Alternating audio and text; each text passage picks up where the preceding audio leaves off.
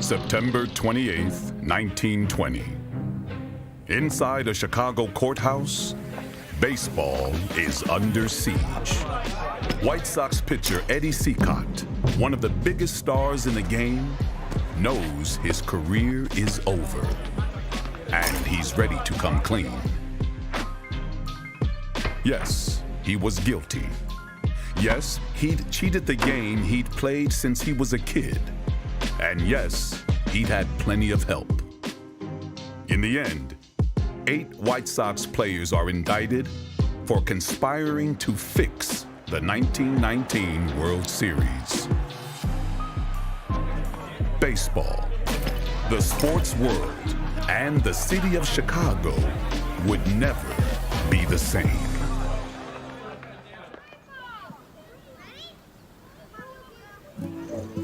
Everything about it. The smell of cut grass. The clean blue sky.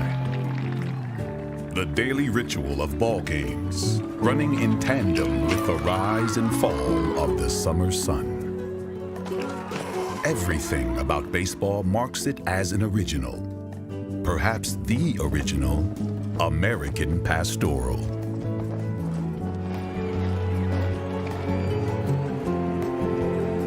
You can't tell the story of America without the story of baseball. It was the national pastime. That was the game that I grew up playing with my dad, playing catch outside in the backyard. And so many people have those types of family moments. I think that's a really beautiful thing. In the public mind, baseball was a sacred sport. It was free of scandal, of disgrace. It didn't have the same taint as horse racing, boxing, and other sports at the time. As the 20th century dawned, however, America's game had become big business, and its critical mass had shifted from the country to the city. Big cities, tough cities, like New York, Boston, and of course, Chicago. Chicago was an unprecedented place. Out of nowhere, the flat prairie becomes skyscrapers and factories, the stockyards and the steel mills. No one had ever seen a city grow like that before. 1919 was a tough year for Chicago, still dealing with the devastating aftermath of World War I. And on a razor's edge after a summer of race riots. Folks needed an escape, and baseball became a sanctuary. By 1919, Chicago was probably considered the center of baseball. You're talking about 2 sides of town, South Side Sox, North Side Cubs. It's a rivalry that permeates so much of the city. You might watch a fight break out in the stands, which I'm certainly not condoning, but which seems to happen often. You identified with your team, it became part of your blood. I was born a White Sox fan, and I shall die a White Sox fan. The White Sox had always been one of the marquee franchises. They won a world championship in 1906, won a world championship in 1917. And observers were saying that this might be the best team ever assembled by any owner. Up and down the lineup, the White Sox had stars everywhere you looked. And the brightest among them, a country kid called Shoeless Joe Jackson. Joe was a natural ball player. He could do it all. He could throw, he could hit, he could run the bases. Babe Ruth copied his swing. Babe Ruth said, when I was coming up, I looked around the league, and when I saw Joe Jackson, I quit looking. The son of a South Carolina sharecropper, Jackson was born with nothing. And it only seemed to get worse from there. There were 8 kids in the family, and they were all dirt poor. In those days, there were no child labor laws, so he had to go to work 12 to 14 hours a day to help support the family. Joe Jackson never learned to read or write. But by age 13, he was playing semi-pro ball in South Carolina's Mill Leagues.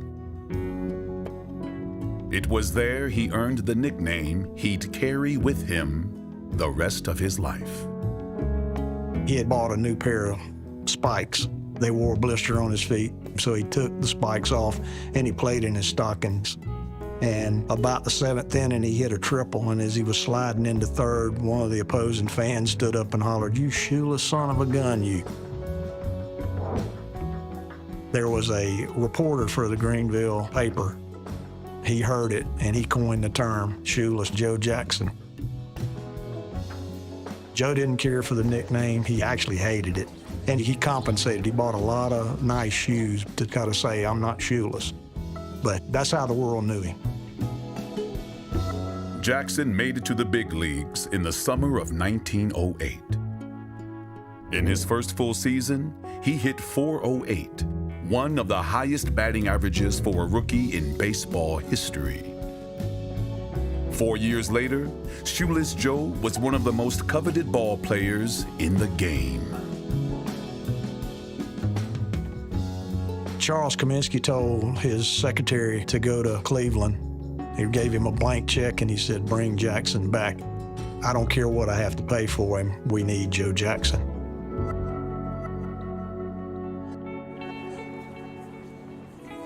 On the south side of Chicago, Jackson was dropped into a locker room full of big names and even bigger egos. There was future Hall of Famer Eddie Collins, fiery catcher Ray Schalk, and one of the game's highest paid players, Buck Weaver. They had all the stars. They played in the best ballpark. And they had the history that baseball fans like to wrap their emotions around. But all was not well on the south side. Not even close. So the White Sox of this era did not get along. There had been 2 separate cliques that had developed in the White Sox. You had the better educated, higher paid players such as Eddie Collins, the Columbia man, true blue American patriot. Eddie Collins had a reputation for being, very arrogant, very confident. His nickname was Cocky, and he earned it. There are stories of the White Sox infielders not throwing the ball to Eddie Collins because they simply didn't like him. On the other side of the locker room sat a group of malcontents. Swede Risberg, Happy Felsch, and Chick Gandil, to name a few. These were tough men, weathered, with little to no refinement. And they were being paid, for the most part, a lot less than their high-profile teammates.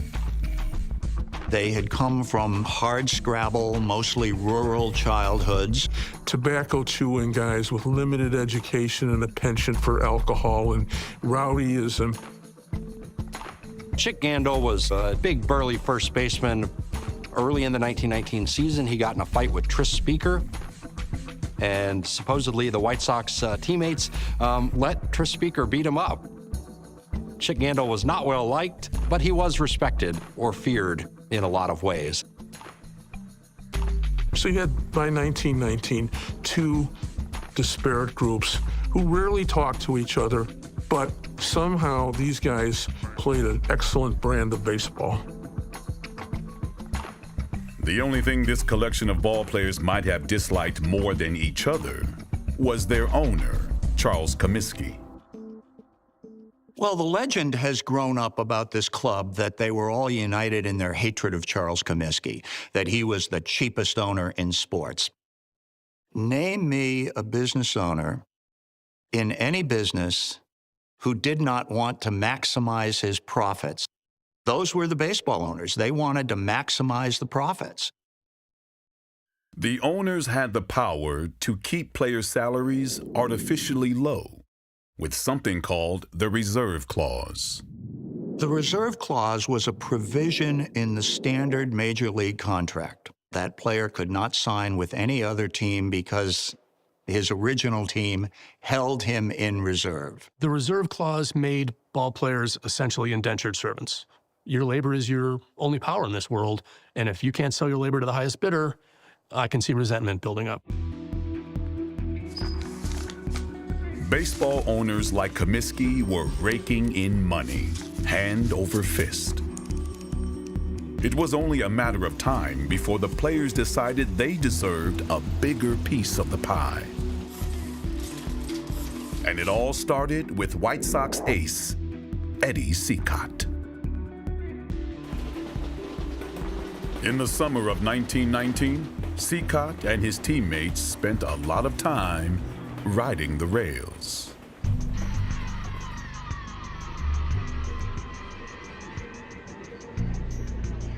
They smoked, they drank, they played cards, and sometimes they talked a little treason. The way it started, we were going east on the train.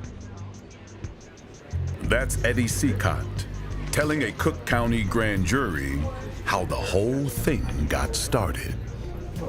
Somebody made a crack about getting money, if we got into the series, to throw the series. Baseball was always seen as the purest form of athletic competition. What the public did not know is that behind the scenes of this wonderful game lurked a very sinister dark side. The presence of gamblers who were slowly infiltrating the professional game. It was one thing for a ball player to shave a run on a game in June, but fixing the World Series, that was different, wasn't it? The boys on the club got a talking, and we all agreed that for a piece of the money, we would throw the World Series. It started with sort of idle conversations. What about fixing the World Series? You think we can do that? No, that's impossible. That can't be done. Then the next conversation is, well, I heard it was done before. Well, who can you get? Can you get Jackson? Can you get Williams? Can you get Weaver?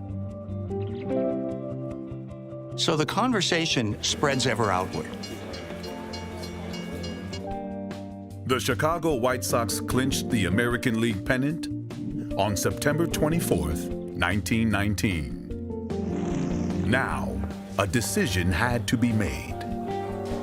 Who was in, who was out, and what would be their price for betrayal. It boils down to a moral question. Do I deserve this money enough to betray my city, to betray my teammates, and to betray the sport of baseball for the coin of the realm? Well, for these 8 players, the answer was a resounding yes. The 8 players settled on their price, a cool $100,000 for fixing the series. Then, they turned to one of their own to orchestrate the scheme.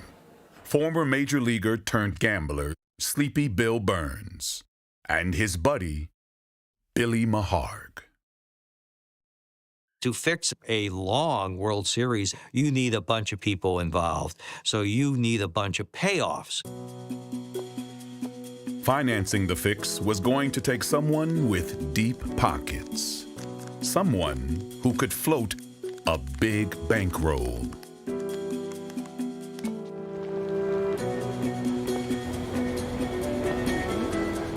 By the beginning of the 20th century, certainly, New York City has become the capital of America. It's where everything is happening. And in the center of it all is Arnold Rothstein.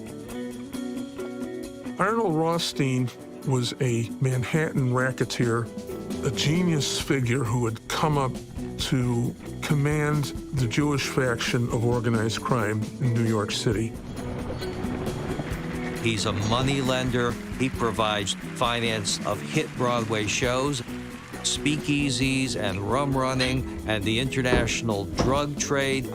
And if muscle has to be applied, it will be applied. Arnold Rothstein made it his business to always be one step ahead. So when Burns and Maharg asked for a meeting, Rothstein already knew what they wanted to discuss. And they make their pitch that they want to fix the World Series. If only they had the cash to do it. And Rothstein, he blows up. I want no part of this crooked scheme. I don't want to corrupt the World Series. Get out. Never darken this door again. Rothstein's show of anger was exactly that, a show, staged for anyone who might be watching. Arnold Rothstein wants an alibi, and he wants it to be said by the people witnessing this that he's clean. The Black Sox may be black, but he's white as the driven snow. Burns and Maharg were out, and Arnold Rothstein was in. But the Sox still had one problem. How does the best team in the league make losing look natural? The critical meeting in all of this happened at the Warner Hotel, which was a hotel in the Comiskey Park neighborhood. And in the proverbial smoke-filled room, ideas are exchanged back and forth. That was when they discussed, how do we do this? How do we actually go about fixing a game without being caught, without looking foolish? That was when Cicotte said, we're expert ball players. We can do this. Eddie Cicotte was slated to start Game 1 of the series.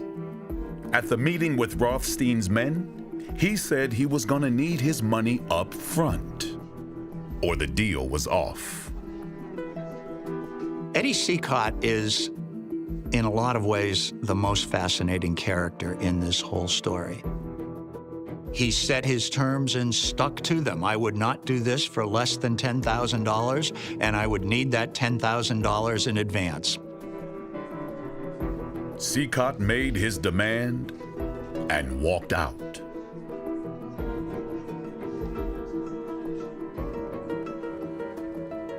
When he got back to his hotel later that night, he found $10,000 under his pillow.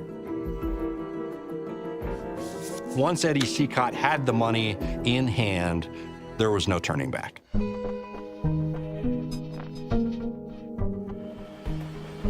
The next day, the White Sox left for Cincinnati and the start of the best-of-9 World Series.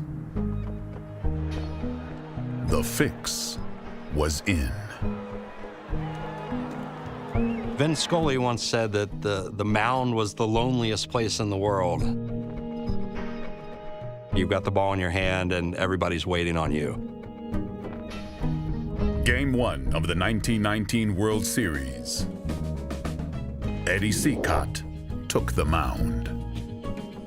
And Eddie is saying to himself, this is it. There's no going back. I either do this or I don't. It was the biggest pitch of Eddie Cicotte's life. And it hit Reds leadoff hitter Maury Rath square in the back. It gave Rath first base and sent the gambling world a clear signal. The Chicago White Sox were in the bag. And the game is afoot, as they would say in Sherlock Holmes stories. The Reds pushed across one run in that fateful first inning and then broke it open in the fourth. There was a ball hit back to the mound, and Cicotte fielded it and turned very slowly to second base, made a low throw to Swede Risberg, the shortstop. They were trying to get a double play to end the inning, and Risberg made a poor throw to first base, and so the Reds were able to keep the inning alive, and they immediately went on to score 5 runs and blow the game open and knock Cicotte out. The favored Sox got buried in Game 1. I think most White Sox fans, after losing Game 1, thought it was just an aberration.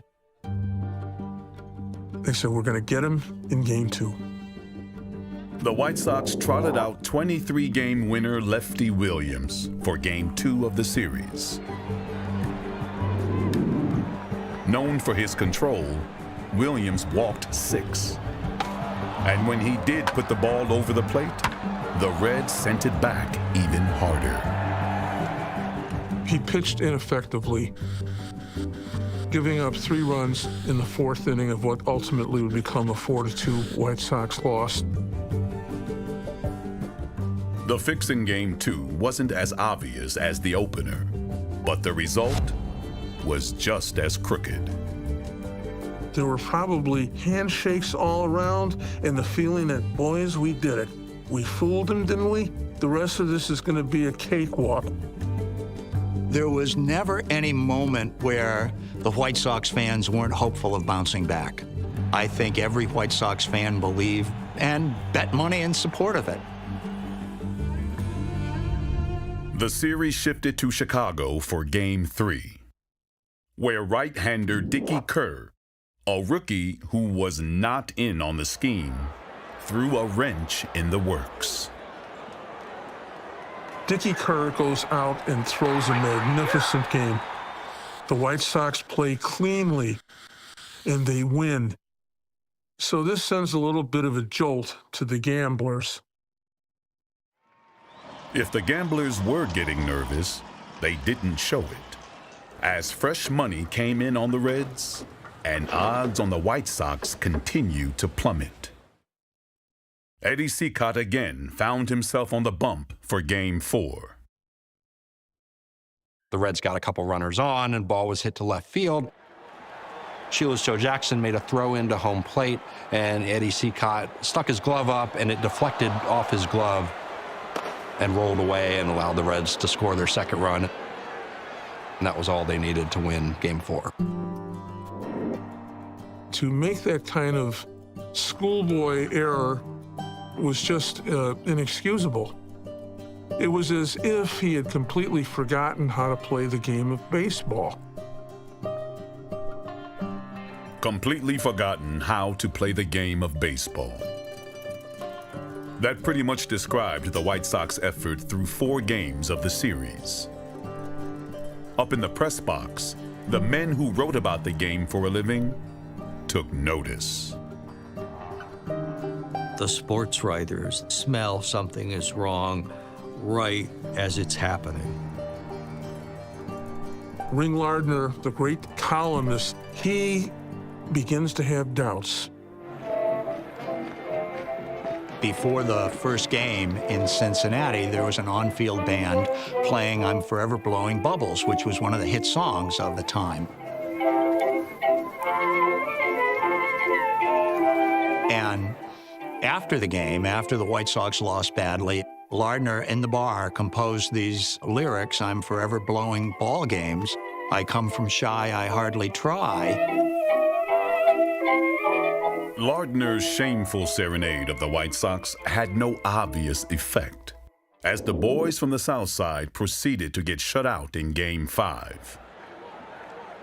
And so the whispers grew even louder.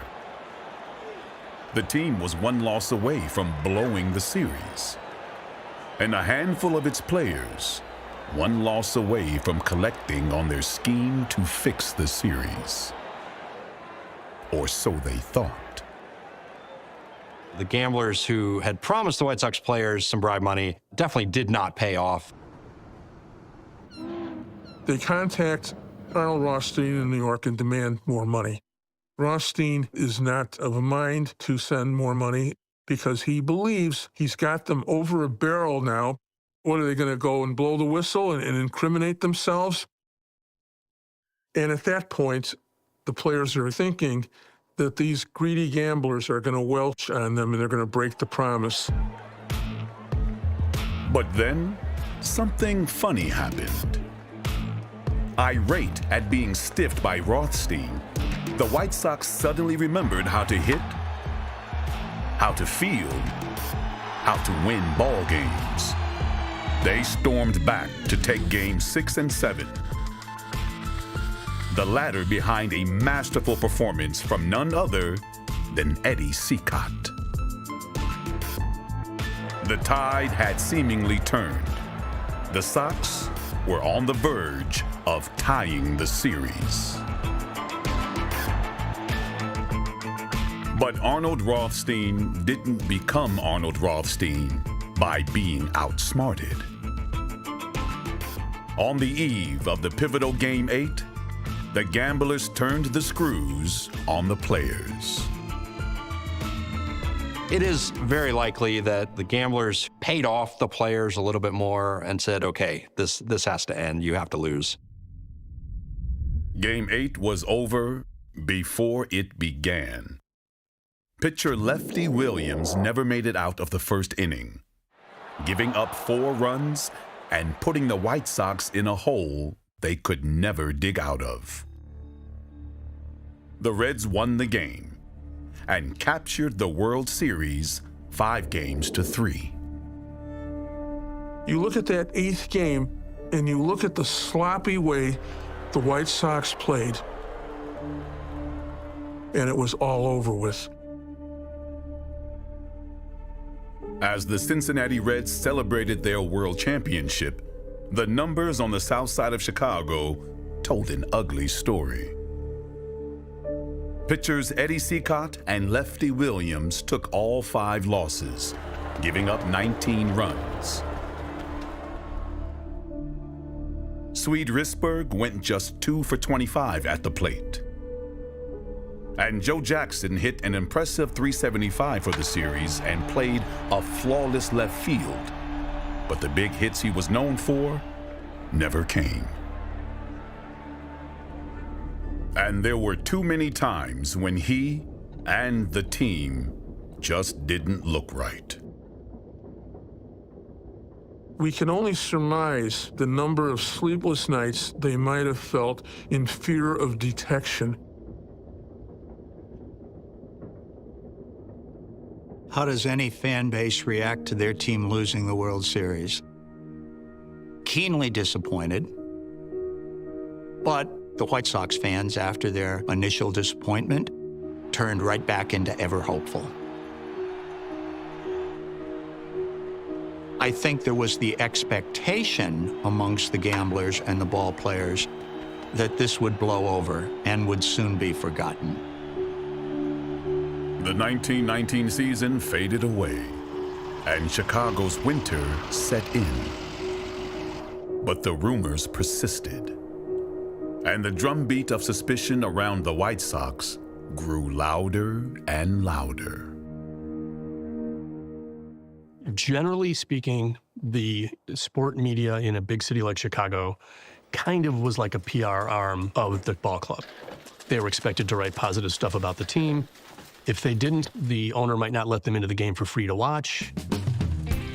In December of 1919, Hugh Fullerton, baseball scribe for the Chicago Tribune, sat down and started to type. The column he wrote was anything but a puff piece. In fact, it would help to change American sports forever. Hugh Fullerton wrote a story that says baseball is in the control of the gamblers who are fixing the games for their own interest. He was planting the seeds of suspicion that spread across the country. Fullerton never singled out any specific players, but many fans who picked up the paper could read between the lines. It was inevitable that the lid was going to come off this. So Charles Comiskey, shrewd businessman that he was, decided that he would be the one to blow the lid off. Comiskey hired a team of private detectives. Comiskey was not looking to get to the bottom of the story so that he might expel the players and save the honor of the game. Comiskey wanted to know whether something was going to blow up that would prevent him from re-signing these players. Comiskey's detectives found hints of a fix, but no smoking gun. And it seemed like all the speculation about the series might remain just that, speculation. But everything changed on August 31st, 1920, when the Sox crosstown rival, Chicago Cubs, lost a meaningless game in August to the Philadelphia Phillies. Bill Veeck, then the president of the Chicago Cubs, got a call that said, "Watch your players this afternoon. This game is fixed." So Cubs switched out their starting pitchers, still lost the game. But Bill Veeck then went to the Cook County grand jury. So the first grand jury was convened in September 1920, and the focus was whether or not there was any corruption in a single game between the Phillies and the Cubs. And so 3 weeks into this investigation, the grand jury then turned its attention to whether or not there was any corruption in baseball as a whole. Corruption in baseball as a whole. In other words, forget the Cubs. Did the team on the south side of town actually throw the World Series?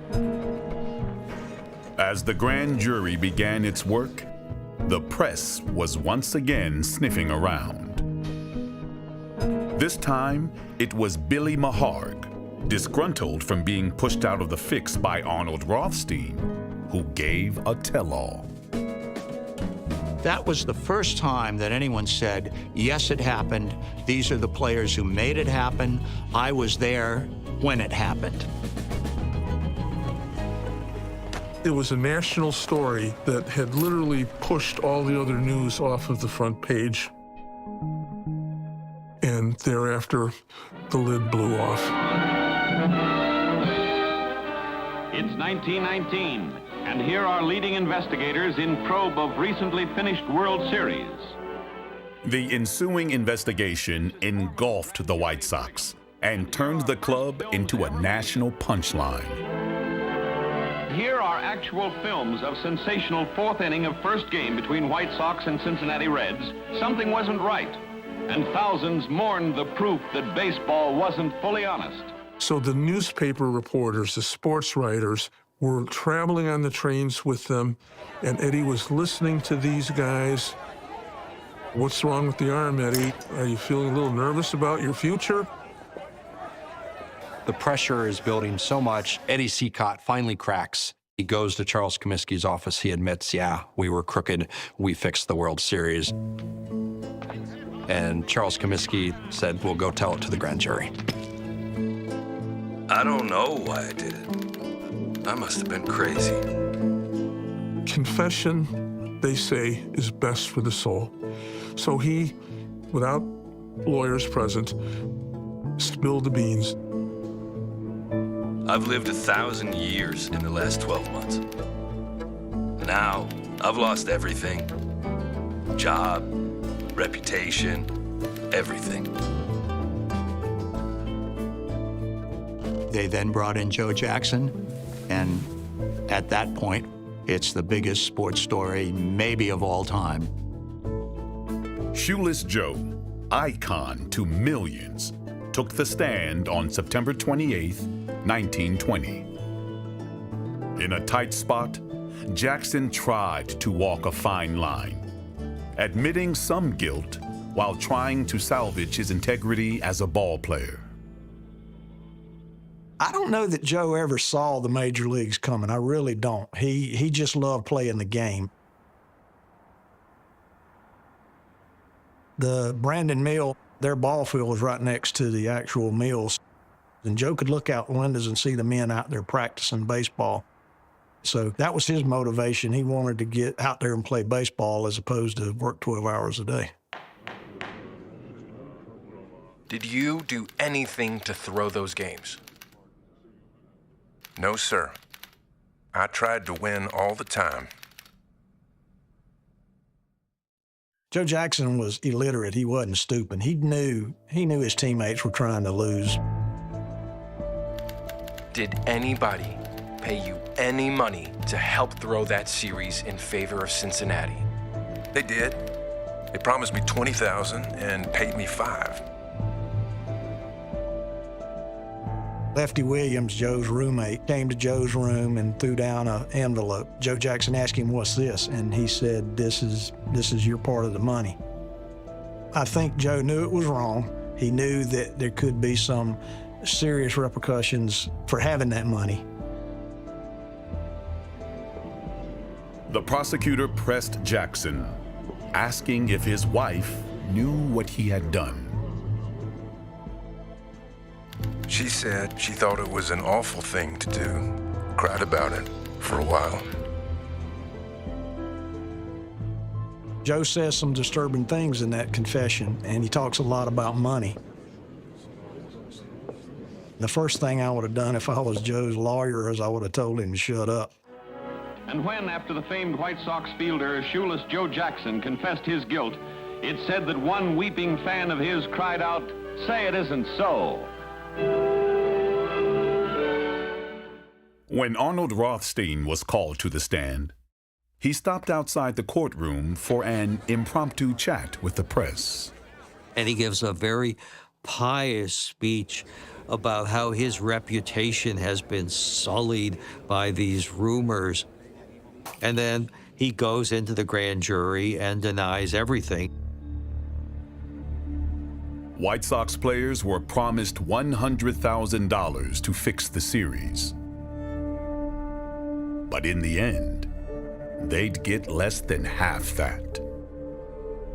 Arnold Rothstein, on the other hand, made a killing.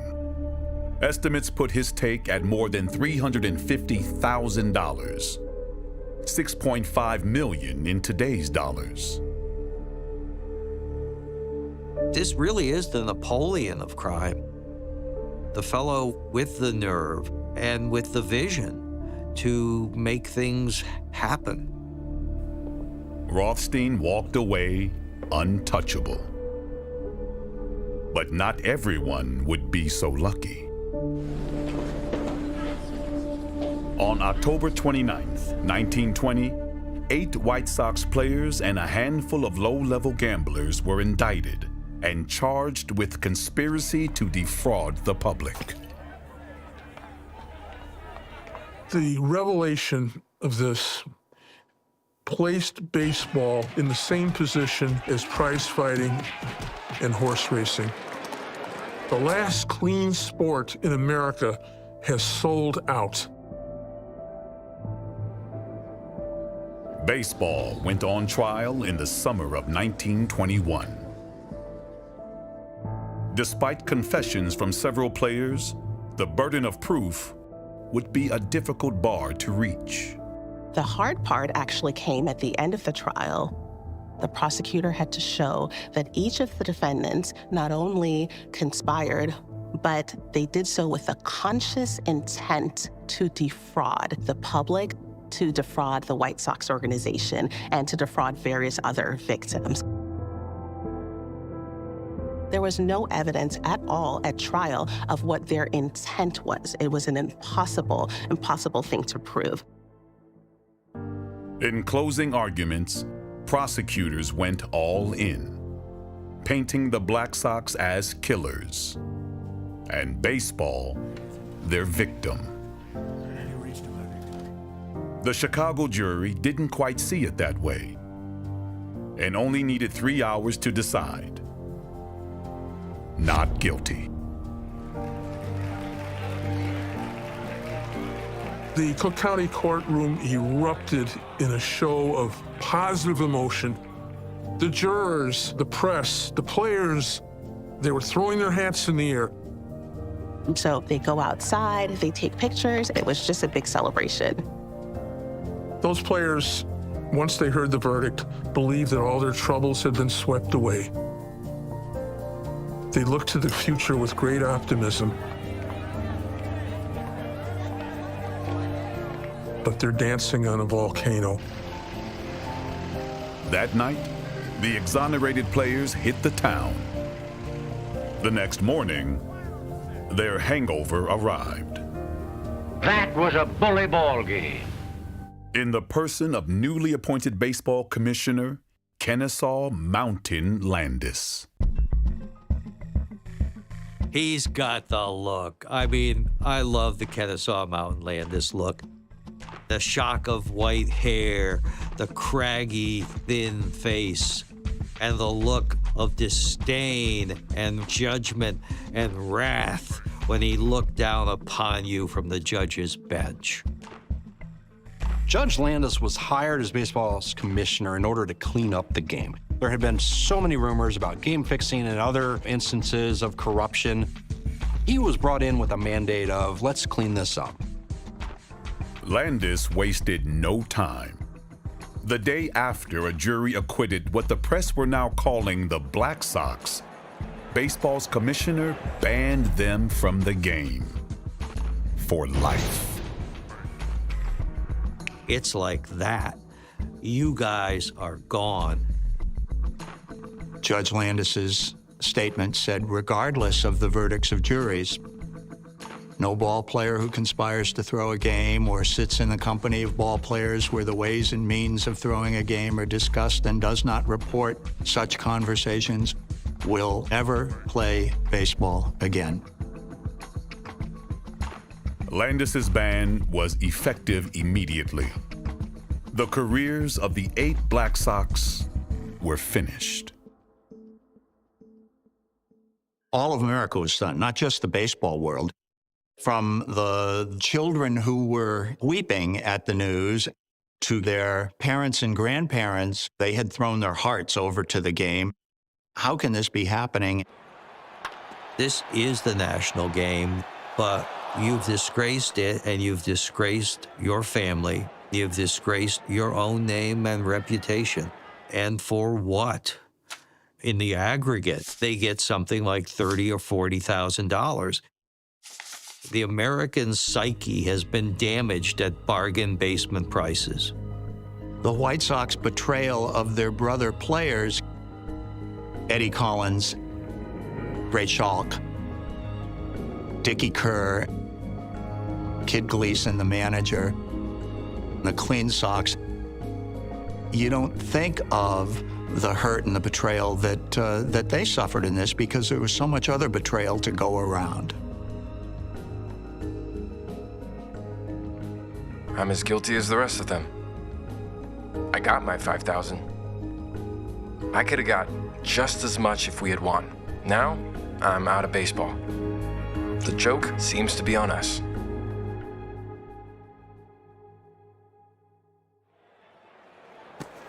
The immediate aftermath of the Black Sox scandal was disillusionment, anger, and a dip in attendance at ball games. Baseball, however, had an answer for that sort of malaise. A man named Ruth. Babe Ruth was playing his first season for the New York Yankees. He became the center not only of the baseball world, but in a lot of ways the center of the celebrity world.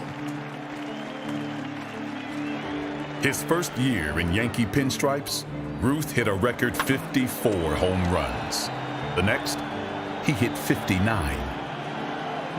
Fans across the country flocked to ballparks to see its newest hero, and baseball entered what would become a golden age.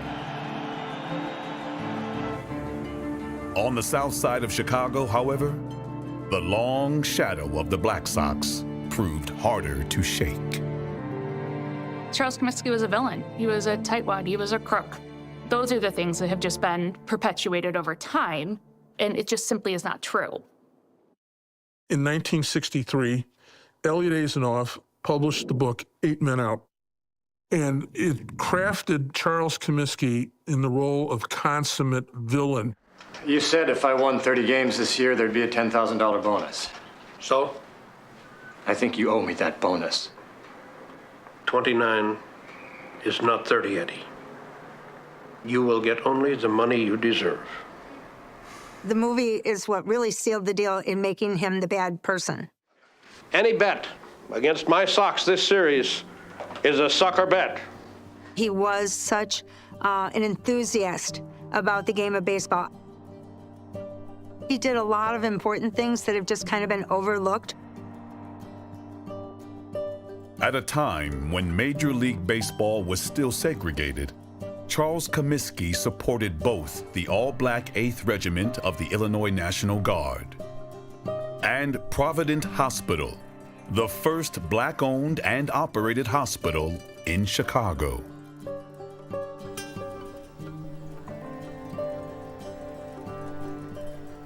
To be an astute business person, that doesn't mean you can't be a good, generous human. Every good story needs a villain, and he was an easy one to target. If history has painted Charles Comiskey as a villain, he's one of many.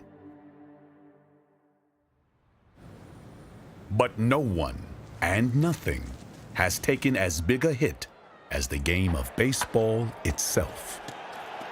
The questionable integrity of the game has been a recurring issue throughout baseball history. The banishment for life of Pete Rose from baseball is the sad end of a sorry episode. If it wasn't gambling and game fixing, you've got steroids and performance-enhancing drugs. What I want to ask is what happened to sportsmanship?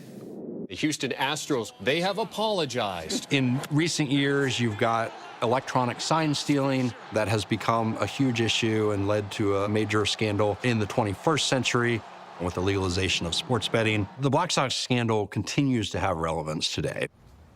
There's become a weird proximity between gambling and ballparks in a very physical sense, which is very different from in years past where it's been so taboo to even talk about gambling.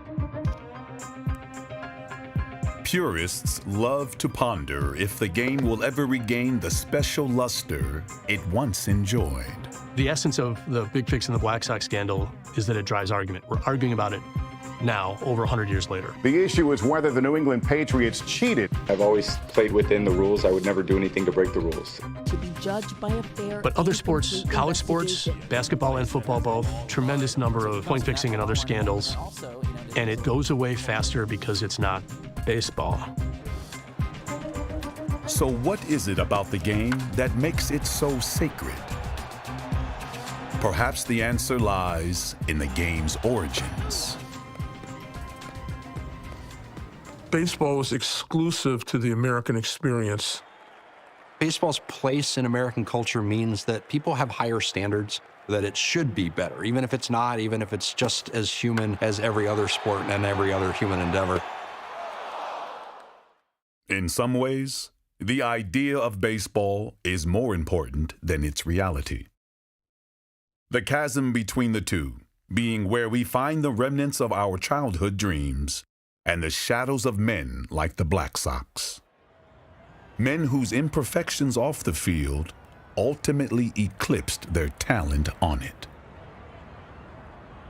The game is a beautiful thing from the first pitch to the last out. If you concentrate on that, you're going to be less likely to have your heart broken.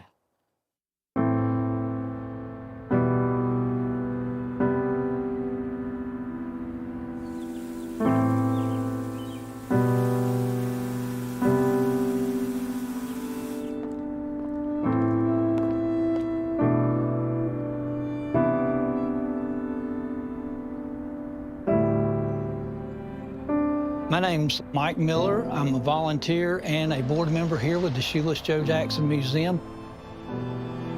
We are standing here in the living room of Shoeless Joe Jackson's house.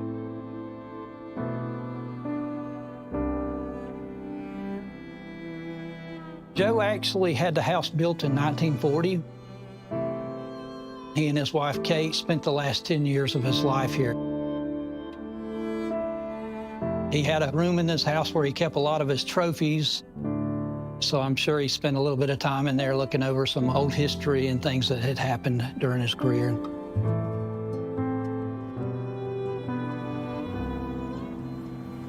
Joe ran a liquor store on Pendleton Street in Greenville, South Carolina, Joe Jackson's liquor store.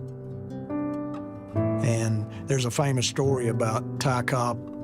Ty Cobb wanted to see Joe, and he walked in and he walked around, and Joe acted like he didn't know who he was. And finally, Ty Cobb gets a little aggravated, and he's like, "Joe, you don't know me?" And he said, "Yeah, Ty, I know you." He said, "I just didn't think anybody that knew me up there would want to know me now." I don't think Joe ever really reconciled getting kicked out of baseball. That hurt him. That hurt him bad, because he never thought that he did anything wrong. I was found innocent. I was still banned for life. I can say that my conscience is clear, and I'll stand on my record in that World Series. I'm willing to let the Lord be my judge. I believe Joe should have been punished for his guilty knowledge. But I think, 10 years, whatever, he should have been reinstated.